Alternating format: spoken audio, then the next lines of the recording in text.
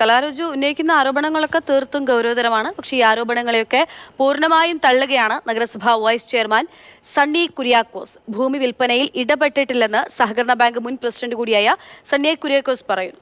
അതായത് കല ഉന്നയിക്കുന്ന ആരോപണം ഈ കോവിഡ് കാലത്താണ് കലയുടെ ഭർത്താവ് മരിക്കുന്നത്. അപ്പം ആ സമയത്തൊരു ലോൺ ഉണ്ടായിരുന്നു, അതുമായി ബന്ധപ്പെട്ട് വീട് വിൽക്കേണ്ടി വന്നു. ആ വീടൊക്കെ ചെറിയ വിലയ്ക്ക് വാങ്ങിയത് പാർട്ടി തന്നെയാണ്. ആ ബാങ്കുമായി ബന്ധപ്പെട്ട് കലയ്ക്ക് വലിയ രീതിയിലുള്ള സാമ്പത്തിക നഷ്ടമുണ്ടായി എന്നുള്ളതാണ്. അപ്പോൾ ഈ കല തന്നെയാണ് വീട് വാങ്ങാൻ ആളെ കണ്ടുപിടിച്ചതെന്നും ഇതിൽ പാർട്ടിയോ ബാങ്ക് അധികൃതരോ ഇടപെട്ടിട്ടില്ല എന്നാണ് സണ്ണി കുര്യാക്കോസ് പറയുന്നത്.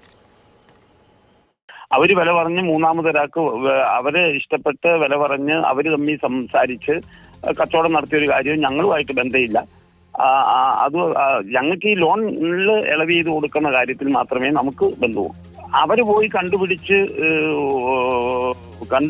ഒരു വീട്, ആ വീടിന് വില പറഞ്ഞ് അവര് തന്നെ വാങ്ങി.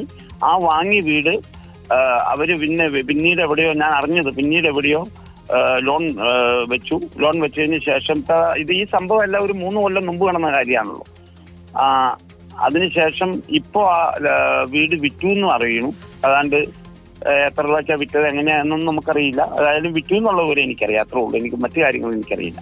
ഞാനുമായിട്ട് വലിയ അടുപ്പത്തിൽ വലിയ കാര്യങ്ങളിലാണ് പുള്ളിക്കാരി നിന്നിട്ടുള്ളത്. എന്നെ സംബന്ധിച്ച് ഒരു പരാതി ഇതുവരെ ഉന്നയിക്കപ്പെട്ടതായിട്ട് എനിക്കറിയില്ല. അങ്ങനെ ഒരു സാഹചര്യം ഉണ്ടായിട്ടുമില്ല, എന്നോടും പറഞ്ഞിട്ടില്ല.